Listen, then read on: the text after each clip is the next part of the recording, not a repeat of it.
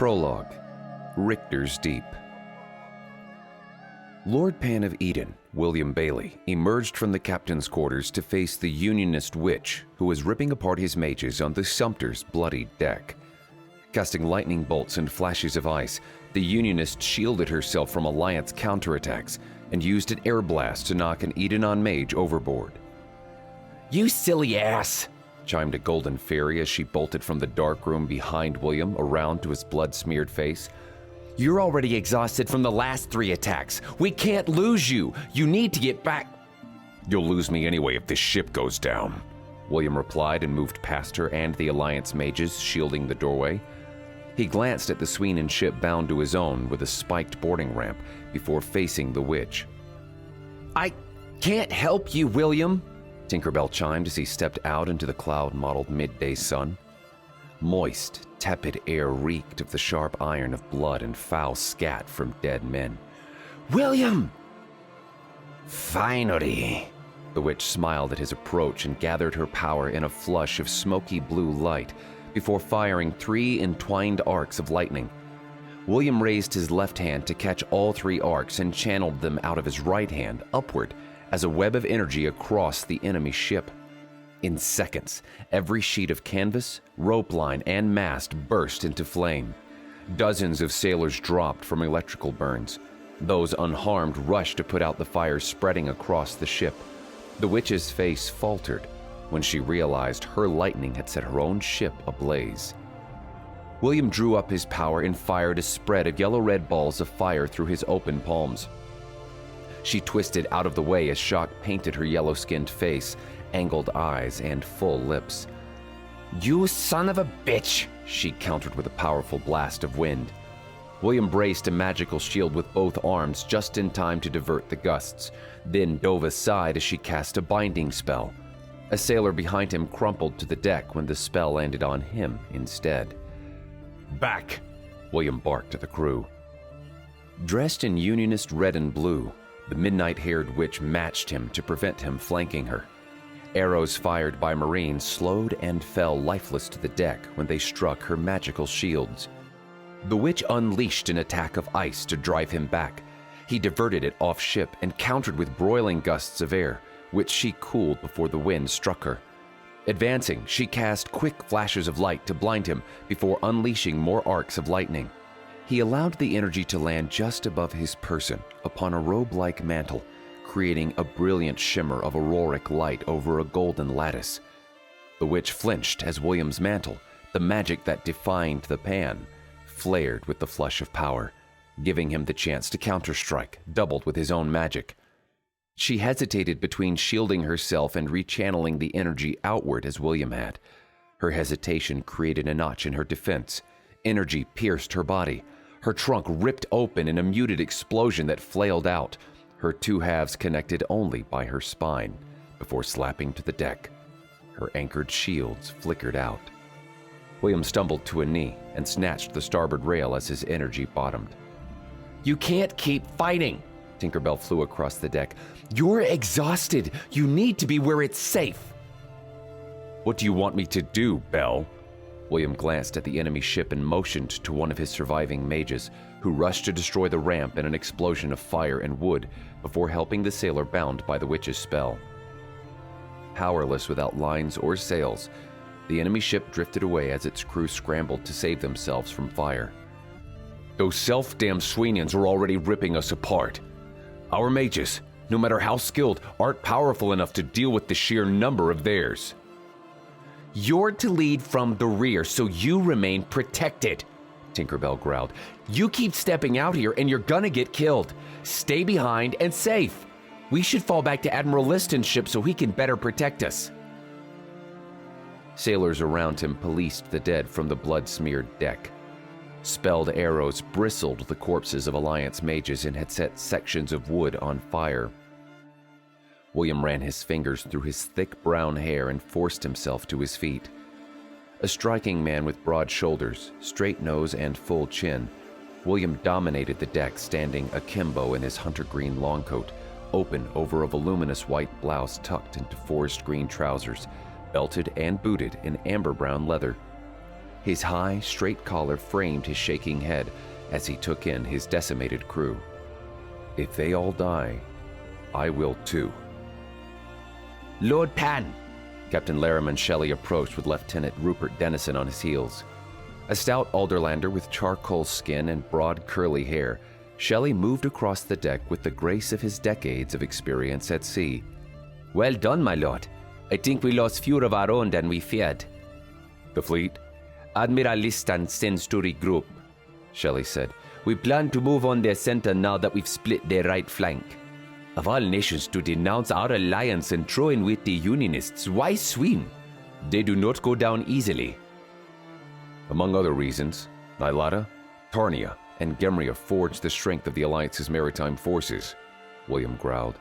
The opportunity to take out their greatest maritime competition is something Sween would never pass up. Shelley grimaced. They may match our numbers, but I have faith in Alliance captains. We are the finest in Pangaea. The Unionists can be fervent and dead for all I care.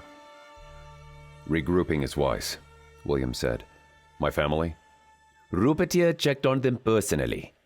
Shelley motioned to Dennison, a tall man with pale brown skin and a broad nose under a mop of sun-brightened, curly brown hair. They are well, my lord, said Lieutenant Rupert Dennison. Good, William said. Bring me a... Captain! The pilot cried. Ahead! William and Shelley raced to the bridge with Tinkerbell in tow for a better view. A forest of inky smoke columns billowed from a field of burning vessels. Report. Shelley scanned the battle. There! The pilot pointed just right of the bow. A lone ship wove among his own fleet with alarming speed, as if carried by the water itself. What is it? Shelley asked as William leaned forward. We need to retreat, Lord Pan, not fight another ship. Wait. With his mantle-powered eyes, William watched magic erupt from the lone vessel toward an Alliance craft in its path. An ocean wave carrying the enemy ship flushed forward, grew by a mast's height, and crashed into the ship, which buckled under the immense power and twisted onto its side. The Ona Mariner, Tinkerbell gasped. What is it? Shelley extended his spyglass. Oh, no. When a second Alliance ship in the enemy's path sank in 2 breaths, a cry rose among the crew. William gripped the railing. Shelley paled. Great Self, save us. What? Rupert gaped. What's happening? Blasphemous! Shelley snapped. A first power, an honor! Sailors kissed their knuckles and ducked their heads. As a third Alliance ship attempted to block the oncomer's path, a humpback whale exploded from the surface and crashed upon its side. Sailors on William's ship gasped when a second whale appeared and repeated the attack from another point. More whales breached to batter the Alliance corvette. A pale beluga managed to fall on the ship's deck, scattering what sailors it didn't crush. The Ona Makara, Tinkerbell growled. She scanned the field of ships and pointed. There's a second Ona bearer over there by at least a mile. He's got amazing control to push whales this far across the battlefield. How are they doing that? Rupert asked. There's another Ona, William growled. Another first power? Shelley asked. With its path cleared, the enemy ship darted into view with a fresh wave building from beneath its keel. So fast, Rupert said. Turn toward them. William's level voice cut the tension. Now. Shelley barked orders to get the ship moving again, echoed by his officers. Expert crew darted into action as William raced across the deck and out onto the bowsprit with one hand on a forward line to steady himself. As the gap closed between the Unionist vessel and the Sumter, William locked onto the Ona bearer on their forecastle. A midnight-haired woman with dark, khaki skin and a bold, hooked nose, clad in light crimson armor. From the woman's right fist danced light visible to the pan and the Haraven alone. She raised the Ona. A Thaika Bondakoi. William grit his teeth and reassured himself that while he stood at the fore of the Sumter, her powers would fail. A wave of water climbed from under the hull of her ship, but disintegrated 2 ship spans away from his own. Athaika scowled when the Ona's power failed on approach. She tried again with a different weave, The Ona's power crossed the waters to open the ocean beneath his ship. Again, the power failed and left a faint ripple across the choppy waves. The Sumter gained speed, but at William's hand signal, the ship's attentive pilot guided the vessel a bit to lee to avoid hitting them head-on. William held out his hand. "Bow." One of the Marines behind him offered their bow and quiver. William took it, plucked an arrow, and used one swift pull to loose an arrow at the enemy ship. Athika screamed a warning too late. William's arrow took the enemy captain through the eye. As the enemy crew erupted in surprise, their mages threw up tardy shields from their positions at the forecastle. William loosed 2 more arrows, knowing they would burn up in the enemy's shields. He then signaled the Sumter's pilot, who angled the ship more to lee as William raced atop the starboard rail and prepared to leap across to the passing enemy ship. Once upon the enemy deck, he could rip them apart. Before he could leap, the water beneath the vessels welled and drove the enemy's ship away from the Sumter and out of his reach. William snatched a line to keep himself from falling into the water. Several Alliance sailors cried a momentary victory, while Unionist mages unleashed bolts of fire, lightning, and spelled arrows that flared on shields raised by Alliance mages. As Athika used the Ona to speed her ship away, her ship's exposed aft revealed its name, Unity's Light. Is they running? Asked a nearby sailor when Unity's Light avoided the next Alliance vessel. No. William clenched his jaw and the line in his left fist. Unable to match the enemy's speed or maneuverability, he could do nothing but watch Unity's Light dance around his ships with impunity. He rubbed his face. Damn it. Richter's deep, Shelley. I should have seen it. The largest pod-spawning waters in Pangea with the Ona's Marina and Makara? They can master all water and sea life. He exhaled. Great self, we don't stand a chance here. Shelley stiffened. Is it really an Ona? A first power? A holy power of creation? Rupert breathed. I didn't want to believe. How does it look? William asked. Counting ships, Shelley sighed. What we have now we are down by about 50 of our original 300, but so are they. Out of their original 250 or so, that's a bigger hit on them. Unity's Light avoided ships attempting to block its path as it moved deeper into the Alliance fleet. If they can get out of range of that thing, how far can they wield it? Not far, William growled. But Athika can dance out of our reach until she's picked off who she wants. We can't fight all that by ourselves. He grimaced and spat. It doesn't matter if we have superior numbers and captains, if they have the Onas. It's the same self-damn tactic they've used since taking those fucking Onas from their seats. Self-damn it! What tactic? Rupert glanced at Shelley. The Unionists enticed larger forces into a seemingly easy victory due to the Unionists' small numbers, Shelley offered with a frown. Then they used the powers of creation to create a bloody rout. But you're the Pan, Rupert said. Can't you do something? We're a fleet of nations. Surely they cannot hope to stand against our alliance. Not with captains and admirals like Liston, Dubert, and Afgunati. Not with you. They say the first powers are as nothing to you, my lord. Were I alone? William looked downward where below decks his wife, son, and 2 guards awaited the battle's end. Fear passed through him at the thought of his family coming to danger, before he tamped it to focus on the moment. But as it stands, even I cannot stop an entire fleet, even a small one, not when they can do that. He pointed at Unity's Light, avoiding Alliance efforts to attack and slow it. She's going for Admiral Liston, Shelley breathed as Unity's Light turned on the Nilotan flagship. He leaned onto the banister when Liston's vessel, identifiable by the colors flying above the center mast, sank in moments. Shelley's eyes closed. She won't need to take us all out, Shelley, William whispered. All she needs is to take our finest, the very ones we need most. The rest will crumble. Moans of alarm died across deck when it became apparent a balance of power had shifted. Sween has made their choice. The Unionists... William's breath faded as the situation's gravity settled on him. He flexed his hands and let his eyelids sink. They have won, Shelley. But she's only taken a few more of ours, cried Rupert. Surely if we can gang up on her, we can take her. Everyone on the bridge blanched in the following silence. William hesitated once, then twice. Signal the fleet. Hatred and despair fought dominance in his chest. Swain had sided with the Unionists. Eden, his home, was laid bare before the insurgents. He and his family had no place in the civilized world to retreat. Unionist-whipped mobs raged across the continent. There was no safe place to hide from the sway of angry, ignorant masses incited by quiet political actors. The world burned in a fire fabricated by opportunistic nobles, corporatist merchants, and true-believing sheep. The message, my lord? Shelley straightened.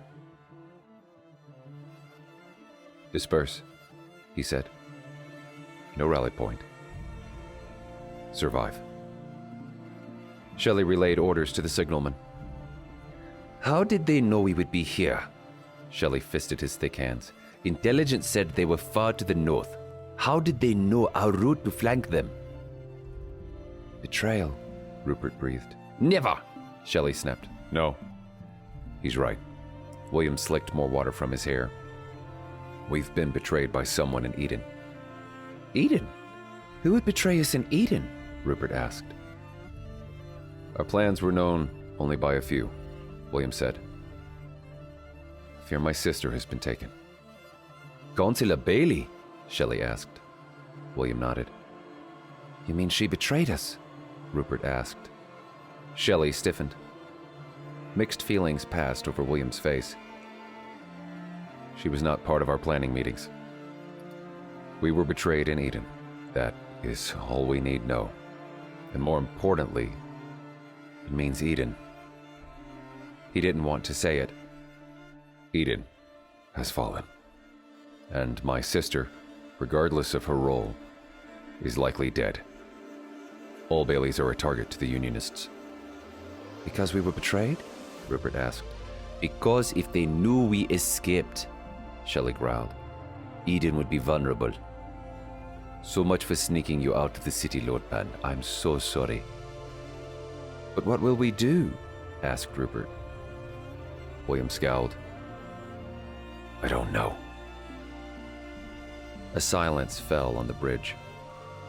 William soaked in the tang of salty air, heat of the sun, and the gentle rock of deep ocean waves rolling beneath their hull, while the faint cry of sailors on nearby vessels drifted over the sparkling waters. Ere it comes, the days long past, we danced across the waters. Shelley's quiet voice drew every eye but William's. Fight the fight, fulfill our vows, and go to meet our fathers. Aye, away to Eden, said the pilot. Aye, away to Eden, echoed the boatswain. Orders, Lord Pan? Shelley prompted. Where do we go, Will? Tinkerbell chimed. Glancing at the pixie, William used the sun to calculate time and distance in his head. With a final glance toward Unity's light and his own fleet in flight, he sighed. After escaping Eden under the cover of night, racing for weeks across Pangaea to meet up with the Alliance fleet, and weeks more at sea before finding failure yet again, he felt void of choices. We're in the far West Pangaean Sea. Make for south by southeast. He looked across the waves at a point upon the horizon he could find without sun, map, or compass from anywhere and any weather, the place that ever tugged on his soul. We make for Algueda. He focused on that distant point. We make for Neverland. Chapter 1. Neverland. Peter stared at the raven's silhouette drifting in the brilliant moon and wished he too could fly. With arms out to each side, he mimicked the bird's adjustments to the wind and imagined himself drifting on the same currents of air. Great self, muttered Rupert after the bird's second grating caw. "Is that a raven?" Where the hell did it come from? asked a sailor mounting the forecastle behind them. Peter frowned with uncanny certainty that the raven was watching him. Pale moonlight painted their path into the starry ocean black as their ship coursed through frigid, rolling waves amidst a forest of icebergs. Frost clung to the ship's railings as the ceaseless Arctic wind bathed all exposed surfaces in salty ice. The 10-year-old blinked his emerald eyes against its bite as it ruffled his thick red mane. The raven cawed a third time. Peter! William's sharp whisper interrupted the moment. Scowling, Peter turned at his father's call. Come, boy, quickly! William motioned in return to the main deck.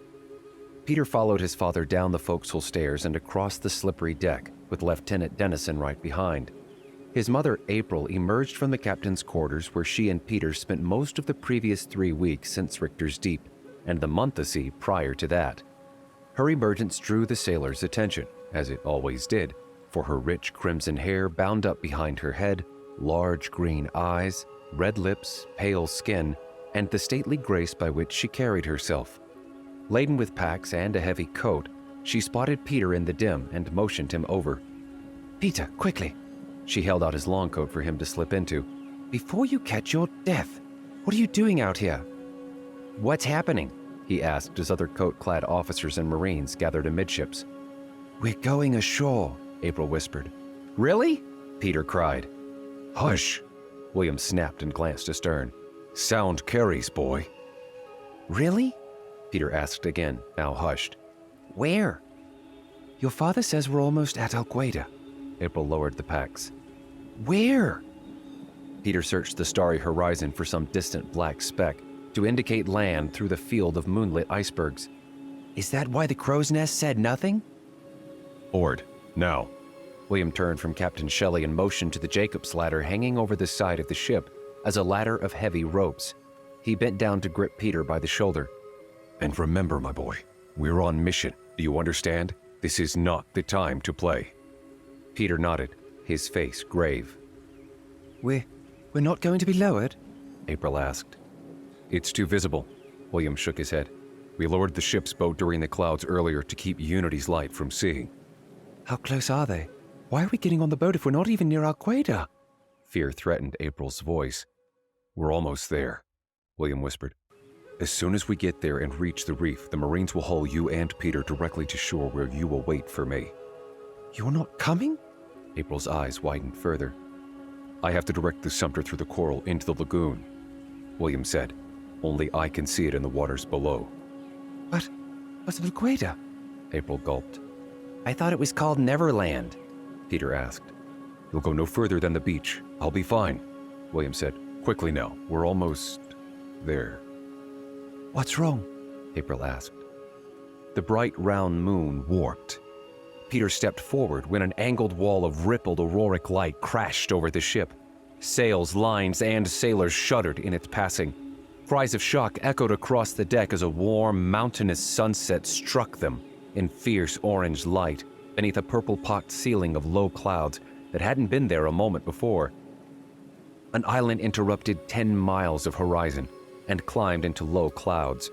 Ridges of evergreen-carpeted mountains ascended from the shore's edge on their left, shifted into a blanket of deciduous forest through low, rolling hills onward, and became heavy jungle flora that stopped at the base of a high conical peak to their right. An arcade of hundreds of narrow rock formations rose from the water along the left shoreline. The lagoon's reef startled the ocean's heavy flow a mile away, a gap the Sumter fast closed. "Neverland," muttered one of the Marines. Where'd it come from?" Now, William snapped. Get them on board and go. He stripped off his heavy long coat just as the island's oppressive heat crashed over the long-chilled crew. He took off and handed over his boots, a small strapped leather tube, and his sword to a waiting Marine. Take very good care of these things. Do not get either in water. "Aye, Lord Penn," the Marine said. "Grandfather's knife," Peter cried. "And where's Tink?" She's with us. William snatched a sheathed silver knife from his belt line and added it to the pile. Go, go, go, go! Head toward Pan's Peak, Dennison. Shelley, prepare to slow. Before he finished, Captain Shelley relayed orders to an echoing bosun. Professional sailors rushed from their shock to man battle stations, trim sails, and prepare a second ship's boat on the starboard side to tug the Sumter through the coral. As William ran for the bowsprit, sailors helped his family climb down the Jacob's ladder on the port side to a waiting ship's boat laden with marines, weapons, and supplies. "Mages to stern!" bellowed the bosun. Behind them, Unity's light pierced Neverland's auroric outer barrier as the Sumter had moments before. A ripple of blue and purple aurora cascaded over the enemy ship, a half-nautical mile behind the Sumter. "Cast off!" cried the lieutenant at the rudder behind Peter. Marines used oars to push away from the Sumter, moored them, and hauled for shore.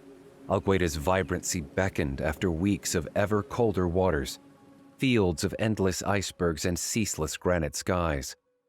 William stood on the Sumter's bowsprit. As the Sumter braked hard to avoid crashing into the reef, he tilted one outstretched arm like a needle to direct the pilot's turns through the vicious coral maze hidden below. "Hold on," said Lieutenant Dennison as their small craft approached the reef. Heavy ocean waves picked up speed and height. The boat lurched over the breaker before the Marines could correct. The seat fell out from under April's bottom. She floated up into the air over the outer rail. Dennison snatched the neck of her coat and hauled her back to the seat as he corrected their angle with the rudder. She wailed on their way down into the lagoon and clung to the side of the boat with one hand and Peter's waist with the other. Her seasickness threatened her weak stomach as the ship's boat leveled out over the gentle lagoon waters while the Marines hauled for shore. "Shit," one of the Marines muttered. All paused in their strokes as Unity's light bore down on the Sumter, now at a near stop in tow by the second ship's boat. William raced across the Sumter's stern to stand behind the mages. "They're going to hit!" Peter leapt to his feet. His mother snatched him as the boat rocked beneath them. The enemy bowsprit pierced the shields raised aft by the Edenon mages. Feet from its prow crashing into the Sumter's stern, Unity's light crashed into the coral below. Its bowsprit slapped and broke the Sumter's taffrail as the ship rocked forward in a shudder that rippled from keel to crow's nest. Cast from his perch, the lookout flipped end over end and crashed into the forecastle starboard rail with a muted crunch before slumping into the water below. An enemy mage, too, was cast overboard from his spot on the forecastle. Cries of "Beach!" and "Man overboard!" filled the air as sailors casted lines to the mage. The flailing man disappeared beneath the waters in a violent froth. Thrown lines now swung frayed at the water's edge. "Haul!" Dennison roared. Stunned Marines threw themselves into speeding their small boat. A light show of magic erupted between the opposing mages. "Sit, Peter!" April yanked Peter back down to his seat. He twisted to watch the small, fizzling battle as the Sumter pulled away. The nestling sunset deepened in brilliance. Sharp hues cast the island and the distant ceiling of striated clouds into polarized shadow, while the light danced across the rippling lagoon waters. Warm, salty spray drifted over them in the stiff evening breeze. A maze of tiny rock towers, islets, and twisting shoreline packed the horizon. Marines rowed hard under the direction of the lieutenant at the till, who angled the boat toward the narrow, conical mountain on Algueda's northwest corner. At first, Peter thought he was aiming for an inlet, but as rowing and waves drew them near, he realized the inlet was actually a gap between the high peak and a smaller spire just offshore, northwest of the main island. Once the Sumter was far enough away from Unity's light, William returned to the bowsprit to guide them through the coral. As they entered the lagoon, William waved farewell to the captain, took a long dive from the Sumter's bowsprit, and swam. The rope line slacked between the second ship's boat and the Sumter as the larger ship caught up with its tug. "They're free of the coral," Peter said. Dennison raised a hand in salute to the captain. Captain Shelley raised his own before the boatswain shouted orders to get their makeshift tug and its complement of sailors back on deck. "Should we wait?" a Marine asked about William. He said to go as quickly as possible. Dennison leveled his own look at the pan, now speeding across the waters. He'd catch us up. The spire to their west blocked the setting sun as they drew near the twisting shoreline. Dusk light reflected off low clouds. Across the panoply of environs washing in warm tropical winds, Peter searched every detail he could find. Thick fronds and palm trees swayed in the breeze. Tiny bays wrapped in snaking arms of rock and flora peeked at them as they passed, revealing tiny alcoves and nooks along the shore. Dennison aimed for coastline just northwest of the peak. He twisted to look back, thinking they had far outdistanced Lord Bailey. His eyes widened. The pan followed by no more than 100 yards. William paused to shout something at them. Is he saying something? Muttered one of the Marines. Get us to the beach, Dennison said. We'll go no further till he gets there. William yelled something again just as the boat crunched into the white sands. 2 Marines in the fore leapt into the shallow water. They gripped the boat's rim and hauled upward when William's cry of alarm grew loud enough to draw their attention. Dennison leaned to hear him better when both men standing in the water disappeared in violent splashes. What? A Marine wiped their spattered blood from his face. Stay on board! Dennison bellowed, echoed fast by the gunnery sergeant in the bow. Hold! Panicked Marines snatched up their stilettos and crossbows and pointed in all directions as William doubled his efforts to reach them. What happened to Droney and Thames? Asked a Marine next to Peter, his loaded crossbow weaving back and forth. Others cried in alarm and scrambled to stay out of his line of fire. Dennison stood and rammed his hand around and up under the Marine's arm to knock the crossbow upward. The Marine snatched the trigger. His bolt fired over the ducking men into the gunny's right arm, who bellowed as it struck bone. Dennison and another Marine wrestled the first down into his seat, while the other struggled not to leap to shore. Resisting panic, April mustered herself, reined her queasy stomach, and set her hand on the struggling man's arm, drawing his attention. She straightened and locked with his eyes. He slowed as her calm seeped into him. She then gripped his shoulder and, holding her stomach, rose to her feet. The rocking at first panicked the Marines, but as they twisted, they slowed at the sight of her outward serenity. "If you please," she managed, "compose yourselves." When their gazes locked upon her, the men pulled themselves together. Awe overcame Peter as his mother took command with such seeming ease. As they fell silent, April resumed her seat. She snatched the rim as the boat tilted under her shifting weight. 2 Marines attended their gunny's wound above his bicep. William climbed from the shallows and shook water from his face. "But Lupin!" one of them managed, fearful for William. William raised his hand to silence the Marine and gripped the rail. He eyed the dark jungle, as if seeing something, and waited. Once satisfied, he hauled the entire boat out of the water and up the beach until the rudder canted the boat to port. April stifled a moan at the sudden shift. No one moved as William walked around the boat and lifted his wife out from her portside seat. She clung to him. "Out," William said. His sure command emptied the boat. A Marine grabbed the family packs and proffered William his belongings. William squeezed April's arms to reassure her before he sat on the boat's edge, cleaned off his feet, and shook them dry. He pulled on each stocking and boot, then checked inside the leather tube. "It's so hot." April clutched her stomach and Peter's shoulder. "Why is the rocking worse on the ground? I thought this would end." "It's always like this, my lady," one of the Marines ducked his head. "Pardon, but it is. Once you get off ship, it feels worse than on." "Does it stop?" It will. William stood and stamped his feet into his boots. He donned his blouse, leather tube over his chest, and long coat, left open down the front. Even he wavered for a moment. It will. Part's terror and curiosity gripped Peter as to what creature had taken the 2 Marines. Like his mother, the world rolled beneath his feet. All right, quickly. We have a distance to go. William looked toward Unity's light struggling to free itself from the reef. And they will not be far behind us. "Father?" Peter asked. Yes? "Where's Tink?" I told you, she's close. William took a long look at his son as he pulled on his belt of weapons under his long coat. He plucked grandfather's sheathed silver knife from his belt and raised it to his son. "Peter."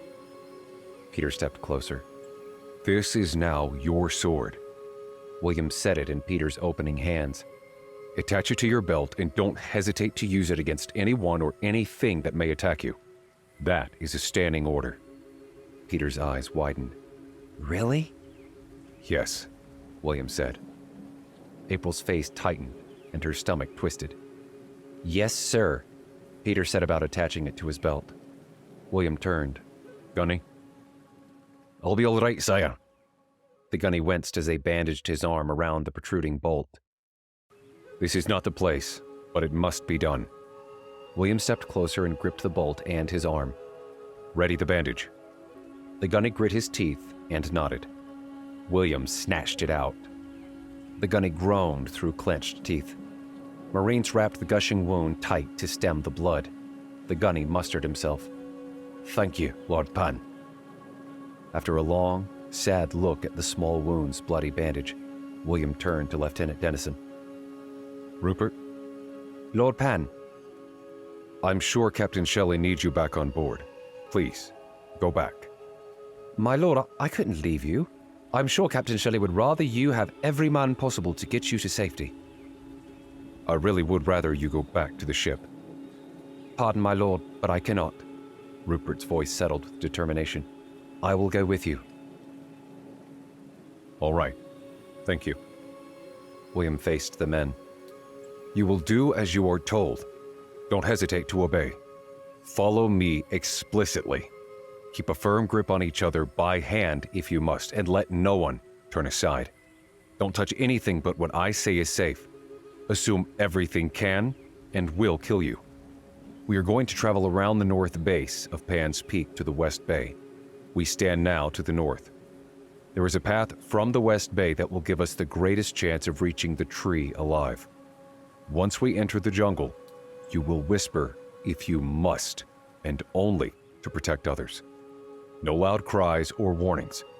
If one of you disappears, we will not pursue you. I can speak, but you may not. This island will do nothing to me. I am the Pan. "Well, why are we going in there?" a Marine swallowed. "Lord Pan?" The island can serve as our guardian, William said, if we can first get through it ourselves. Otherwise, we're left at the mercy of the Ona-bearer back there. He pointed at Unity's light. A pall of despair settled over them. We have committed our duty and our lives to protecting the Lord Pan. The gunny's grizzled voice interrupted their moment of fear. We did not commit so long as we weren't in danger. We committed everything. We will do so until our last dying breath. Aye, away to Eden. "Aye, away to Eden," echoed the Marines. The moment bolstered them, straightened backs, and cleared their eyes. They repeated it in whispers to themselves and to their mates, until they all appeared ready to go into hell itself for their duty. Good lads, the gunny grunted. As you will, Lord Pan. After a brief, sad look across the group, William nodded. With time, you can learn how to navigate the island. I've seen men do it, but only under easier conditions and lots of time. For now, I'll teach you what I can, but do as I tell you. Let's go. William let them surround his family again before they marched into the jungle. At first brushing hip to hip, the group climbed the hill and veered west through thick jungle flora. William pointed out what he could in the chaotic darkness. Jungle cacophony drowned loud breathing and their footsteps upon an endless mattress of detritus. William's voice alone touched the quiet. They climbed the peak's northern base across twisting terrain, turned west, and skirted the mountain's edge. Humongous frond leaves shadowed their path under the fading dusk. Birds screeched and chittered, monkeys screamed and cackled, while other sounds uncountable filled the undercanopy. The greenery smelled sweet of flowers in a greater variety than any of them could count. Shimmering moisture wafted in the air until they disturbed it in passing. Peter's thoughts meandered between what might attack them and the glory of the greatest adventure of his entire young life. The group soon emerged onto a beach overlooking a broad, berry-shaded lagoon with faint wisps of white, low waves shimmering in pale warmth, reflecting from clouds by the nearly set sun. "Great self, are we already here?" asked a Marine. From out the forest to the right, a great blur crashed upon the Marine and snatched him into the darkness and bare heartbeats. What cries began to rise were interrupted by the gunny's shush from the rear. When they looked to him for more instruction, he was gone. "I said silence," William growled. "I meant silence. For your sake." Marines exchanged looks of terror as they backed away from the forest with crossbows raised. "The path is more open ahead," William said. "Let's go." "We can't," whispered a Marine as loud as he dared. "We can't go back in there." Others aimed their weapons at the man to quiet him, but nothing else emerged from the jungle as they backed away. As terror filled their hearts like small children finding out there was a bogey under their bed, guilt filled William's chest. He had led them all here from Richter's Deep knowing it would kill most, if not all of them. He hoped against hope they wouldn't have to die, that he could get them through and teach them the ways of Neverland. The few bodyguards he brought with him on his few short visits in his youth, however, took more than a week of study and experimentation to survive alone in the jungle without him, and then only in daylight. Only 2 had died since leaving the Sumter, and yet he felt a thin veneer of hope had popped. He swallowed his guilt. His responsibilities were more important than his feelings about them. "You can wait here on the beach," William said. "and other beasts will come after you. You can try to swim, and you will die. Alguaden night is the most dangerous time to be here. If you can make it alone till day, you have a chance to survive." They blanched. "Until tomorrow night." Eyes glassed. "We carry on, or you all will die within the hour." Resigned, they reformed their honor guard. William led them south along the West Bay's eastern beach line to a faint break in the trees curving south of Pan's Peak. A 2-foot-wide path led into the jungle, shadowed deep by high flora.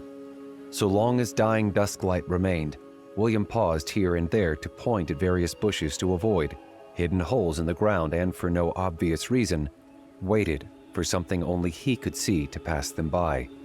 He noted thorners, thrashers, grippers, suckers, and sickle vines. Men mouthed to themselves the names of dangers as William ascribed them. Peter attempted to stay focused as they took the path, but soon lagged as he grew tired. April carried Peter first, but soon passed the heavy 10-year-old to his father. Peter woke when the group paused on a small flat 600 feet up. Free of heavy canopy, his first look at the island's interior enraptured him. The rising moon in the east cast long shadows across the varied terrain. Pale light reflected off a massive snowy peak over a broad desert along the island's southeast and the volcano and broad grasslands to the west. A winding river cut the island in half, centered by a whirlpool. To the east, low mountain ranges and ridges wound across the North Island to a low, jagged point before disappearing against the horizon. Up the path ahead, just visible around the curve of Pan's Peak, extended the canopy of the largest tree Peter had ever seen. He gazed in bleary wonder until the bubbling of a broad, shallow creek and trickling falls drew his attention to the obstacle blocking their path. William held April's hand and stepped first out onto the heavy boulders above the water's frothing surface. She plucked her skirt with her free hand and followed. Sailors picked their own ways across the low rapids. When William reached the far shore and helped April next to him, he glanced as 2 Marines knelt face first to get a drink. "No!" he cried.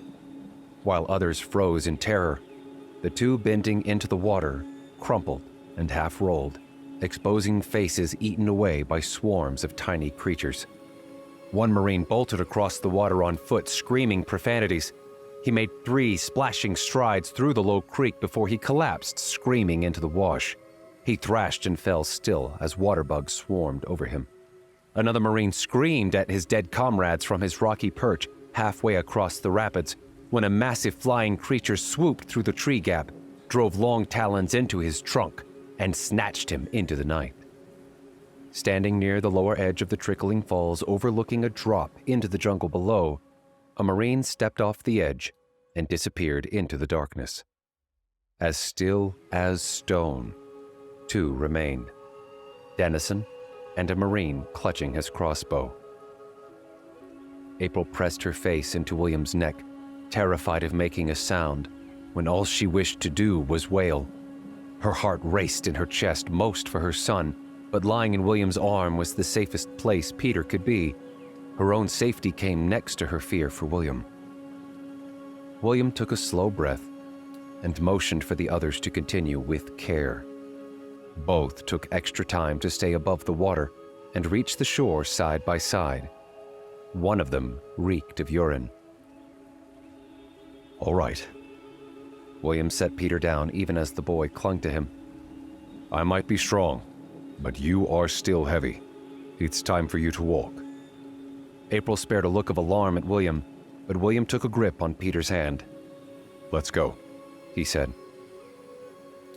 They trudged another hour up the narrow, winding path when Peter could walk no further. I want to stop. Can't. William snatched him up against his side and blocked the jungle nearest where Peter had stood. April quivered against William's back. William turned to see Lieutenant Dennison alone remaining. The Marine was gone.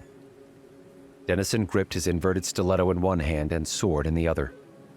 William exchanged slow nods with the young, terrified officer. The night's long hours wore on William, too. As their final guardian, Rupert stayed close. William took great care to watch out for him as he did April and Peter, pausing often to nod at dangers. The tree grew bigger as they approached round the peak's curve.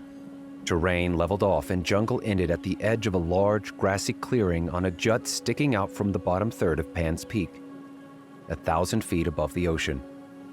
A slithering 9-foot-high wall of what appeared to be snakes rose 50 feet from clearing's edge. Above them towered the 280-foot tree, whose massive boughs radiated 200 feet outward from the 50-foot-thick trunk.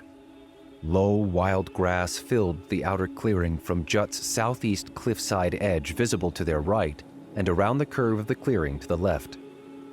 William paused halfway across the outer clearing and motioned the lieutenant to come around. How are you doing? You can speak. Rupert's shoulders sank. He savored the momentary relief. Thank you, Lord Pan. William's face tightened and tugged April closer. The young man took in the tree looming over them, awed at its shape and beauty, but seemed surprised. It's not so big. Certainly not the largest of trees. William inspected it. Not like the ancient bluewoods or elven alculars.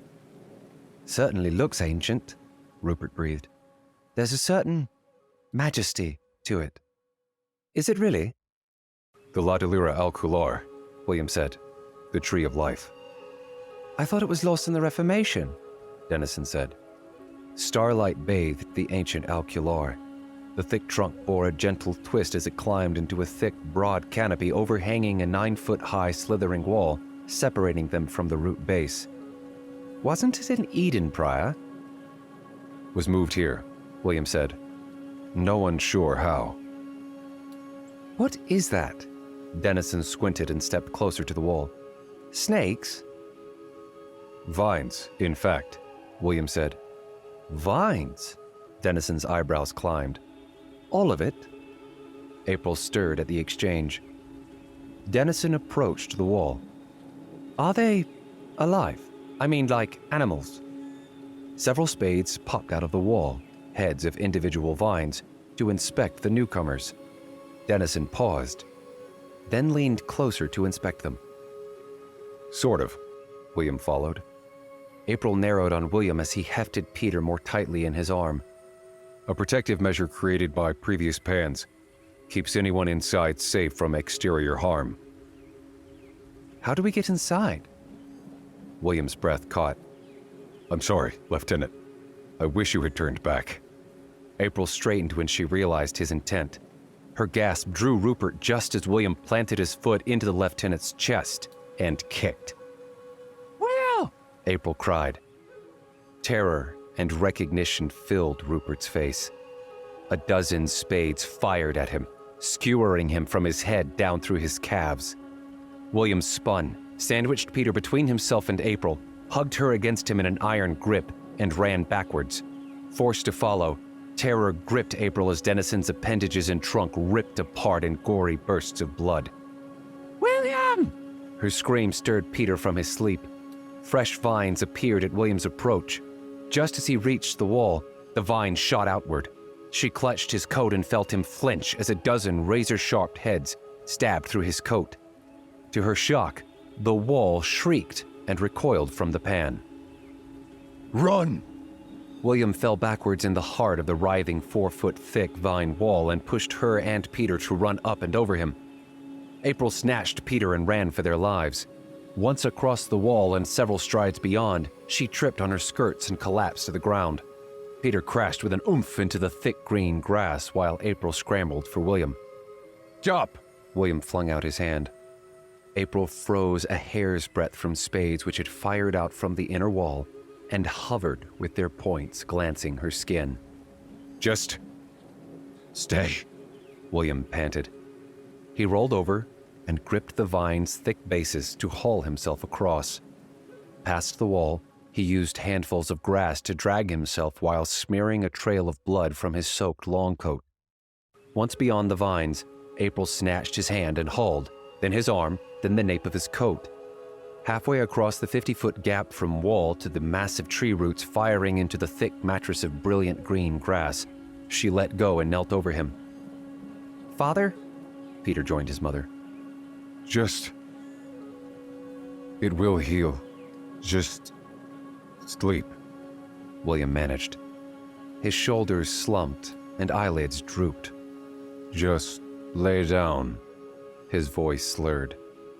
April set her hands upon the grass when a warmth and comfort crept up her hand and arm into her chest. A host of tiny glowing specks wafted up from the grass around them, filling the air with the scent of sweet dogwood. Peter, too, caught with it. Both laid down next to William. Drunk in the warmth flooding his body, Peter noticed his father pull out the small leather tube from his coat, pop the hold top, and shake out Tinker Bell's tiny, sweaty figure onto the grass. "Come on, Belle," William muttered. Though tempted to drift into sleep, Peter roused himself. He watched Tinker Bell until he could see her chest rise and fall with breath. Relieved she was here and okay, his focus locked onto the cliffside edge of the inner clearing. Curiosity spurred him to his feet. He ambled past his unconscious parents, along the house-thick tree roots weaving down into the grass, and out to the cliff overlooking Neverland. For the first time since their flight from Eden months ago, Peter found a place he wanted to be. Peter hoped to see more in spite of the night's terror. His curiosity faltered as the unnatural warmth on the grass overwhelmed him again. He sat, laid sideways on the grass near the cliff's edge, and soaked in the enchanting island. As peaceful sleep blanketed him, he wondered how fared the staff, citizens, and soldiers of his home at the Palace of the Pan in the Garden City of Eden.